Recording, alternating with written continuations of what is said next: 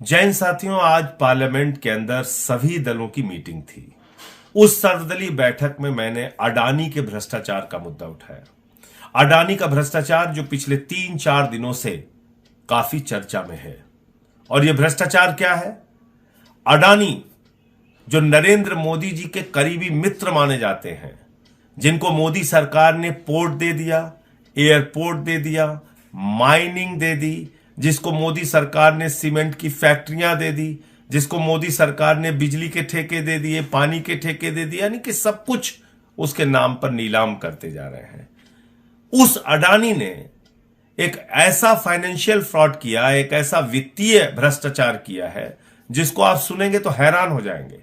आपको मालूम है, अचानक अडानी दुनिया के दूसरे नंबर के अमीर बन गए। उस वक्त भी मैंने कहा था कि ये दुनिया के 2 नंबरी अमीर बने हैं, और आज वो 2 नंबरी वाली बात सही साबित हो रही है।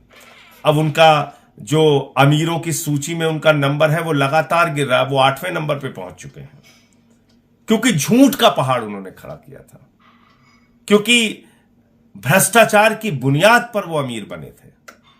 और जब उस भ्रष्टाचार का खुलासा हुआ तो उनका वो पहाड़ ताश के पत्ते की तरह बिखर गया। और ये भ्रष्टाचार क्या है? अडानी ने टैक्स हेवन कंट्रीज, यानी कि ऐसे देश जहां पर कर की छूट होती है, आप पैसे रख सकते हैं, आप कंपनियां बना सकते हैं, आप पैसे कहां से ला रहे हैं इसका सोर्स बताने की आपको जरूरत नहीं पड़ती है। उन सारे देशों से, उन टैक्स हेवन कंट्रीज से अपनी ही कंपनी का शेयर खरीदा जो भारत में उसकी कंपनियां हैं। और यह शेयर क्यों खरीदा?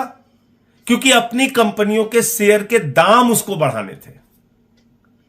यानी कि कंपनी मुनाफे में हो और लोग उसके शेयर खरीद रहे हो और शेयर का दाम बढ़ रहा हो, यह बात नहीं थी। अपने शेयर का दाम फर्जी तरीके से बनाने के लिए फर्जी कंपनियां विदेशों में खोली गई, और मॉरिशस जैसे देश से, एंटीगुआ जैसे देश से, वहां से कंपनियां बनाकर अपने ही शेयर खरीद के शेयर के दाम बढ़ाए गए। अब आप पूछेंगे, अपनी ही कंपनी का शेयर का दाम बढ़ा के उसको क्या हासिल हुआ? जब अपनी कंपनी के शेयर के दाम उसने बढ़ाए तो कंपनी की शेयर की वैल्यू बढ़ गई, और उस शेयर की वैल्यू बढ़ने के आधार पर, शेयर की वैल्यू फर्जी तरीके से ओवर वैल्यू करने के आधार पर, शेयर के नाम पर लाखों करोड़ रुपए का कर्जा बैंकों से उसने उठा लिया। अडानी के ऊपर करीब करीब 2.5 लाख करोड़ रुपए का कर्जा है, और एक पहले भी रिपोर्ट आ चुकी है कि 74,000 करोड़ रुपए भारत सरकार, यानी कि नरेंद्र मोदी जी की सरकार, उसके माफ कर चुकी है। अपनी कंपनी के शेयर के दाम बढ़ाकर, फर्जी तरीके से दाम बढ़ाकर, LIC से, SBI से, जहां पर जनता की गाढ़ी कमाई का पैसा जमा होता है, वहां से लाखों करोड़ रुपए का कर्ज ले लिया। LIC को निर्देश दिया भारत की सरकार ने कि अडानी के शेयर खरीदो। और आपको मालूम है LIC ने कितना शेयर खरीदा है अडानी का? 87,000 करोड़ रुपए का शेयर खरीदा है।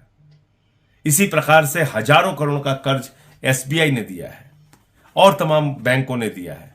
तो आप कल्पना कीजिए कि कितना बड़ा भ्रष्टाचार है। LIC में लोग अपनी जिंदगी की गाढ़ी कमाई का पैसा लगाते हैं।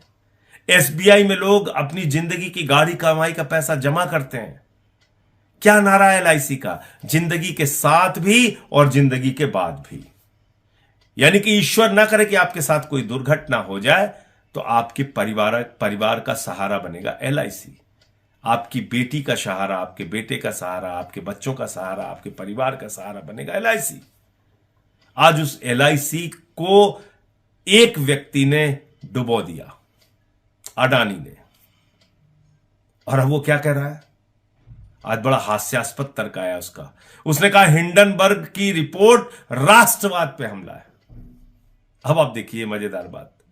हिंडनबर्ग 2017 से लेकर अब तक 16 कंपनियों के फाइनेंशियल फ्रॉड को उजागर कर चुका है। 16 कंपनियों के फाइनेंशियल वित्तीय भ्रष्टाचार को उजागर कर चुका है। उसमें अमेरिका की भी कंपनी है तो फिर उसने अमेरिका पे भी हमला कर दिया। उसमें चाइना की भी कंपनी है तो उसने चाइना पे भी हमला कर दिया। उसमें जापान की भी कंपनी है तो उसने जापान पे भी हमला कर दिया। अरे अपने भ्रष्टाचार पे जवाब दो ना। उसमें तो जवाब दे नहीं रही हो कि तुमने फर्जी कंपनियां क्यों बनाई और अपने ही शेयर क्यों खरीदे और शेयर के दाम ओवर वैल्यू करके बैंकों से लाखों करोड़ रुपए का लोन क्यों लिया। जनता की गाढ़ी कमाई का पैसा डुबोया क्यों? किसी ने अपनी बेटी की शादी के लिए पैसा जमा किया था, किसी ने मकान बनवाने के लिए पैसा जमा किया था, किसी ने छोटे मोटे रोजगार शुरू करने के लिए पैसा जमा किया था। वो सारा पैसा तुमने डुबा दिया। उस पर जवाब दो। अब कह रहे हो राष्ट्रवाद पे हमला है, यानी कि भारत राष्ट्र के करोड़ों लोगों का लाखों करोड़ रुपए लूटकर अडानी आप राष्ट्रवाद की बात कर रहा है। भारत राष्ट्र के लाखों करोड़ की संपत्तियां औने पौने दामों में लेकर उन सरकारी कंपनियों को बर्बाद करके अब अडानी राष्ट्रवाद की बात कर रहा है। तो इस राष्ट्रवाद के नारे के पीछे तुम्हारा भ्रष्टाचार छुपेगा नहीं, क्योंकि इसी भारत राष्ट्र के करोड़ों लोगों को तुमने लूटा है।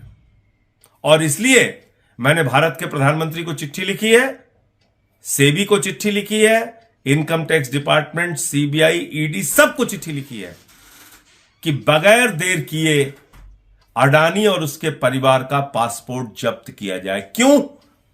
क्योंकि पहले भी इस तरह के बड़े भ्रष्टाचार करके 20,000 करोड़ रुपए लेके नीरव मोदी भाग गया, मेहुल चौकसी भाग गया, 10,000 करोड़ रुपए लूट के विजय माल्या भाग गया, 3,000 करोड़ लूट के ललित मोदी भाग गया, 6,000 करोड़ लूट के नितिन संदेशरा भाग गया। ऐसे तमाम लोग इस देश की जनता की गाढ़ी कमाई का पैसा लूट के भाग चुके हैं। इसलिए बगैर विलंब किए इसके पासपोर्ट, इसके परिवार के पासपोर्ट जब्त किए जाने चाहिए और इसके खिलाफ कार्रवाई होनी चाहिए। कहां सो रही है सेबी? कहां सो रही है ईडी? कहां सो रही है सीबीआई? कहां सो रहा है इनकम टैक्स डिपार्टमेंट? विपक्ष के नेताओं पे कार्रवाई करनी हो तो गर्दन दबाने चले जाते तुरंत। इतना बड़ा भ्रष्टाचार का खुलासा हुआ, अभी तक कोई कार्रवाई नहीं हो रही इन लोगों पे। अडानी के पूरे ग्रुप पे कहीं कोई कार्रवाई नहीं हुई। क्यों? क्योंकि ये भारत के प्रधानमंत्री के सबसे करीबी मित्र हैं। अपने इस करीबी मित्र को नरेंद्र मोदी जी ने 2.5 लाख करोड़ रुपए का कर्जा दिया है, 74,000 करोड़ रुपए माफ किया है अपने इस मित्र का। आप कल्पना कीजिए, आपको अगर नौकरी देने की बात आती है तो कहते हैं -20 डिग्री टेम्परेचर में देश की सेवा करो और 4 साल के बाद रिटायर होकर दर दर की ठोकरें खाओ, अग्निवीर बन जाओ। और आपके लिए रोजगार नहीं, आपके लिए दवाएं नहीं, आपके लिए दूध नहीं, आटा दाल चावल सब महंगा कर दिया।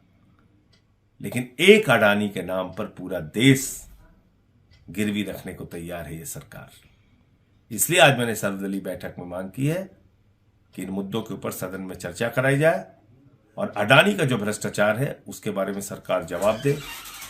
मैंने चिट्ठी भी लिखी है कि इनके पासपोर्ट जब्त किए जाए और चर्चा की मांग इसलिए की है कि आज करोड़ों लोग भयभीत हैं, डरे हुए हैं, चिंता के बादल उनके सर पर मंडरा रहे हैं कि उनकी जिंदगी की गाढ़ी कमाई का पैसा LIC में, SBI में, तमाम बैंकों में डूब रहा है।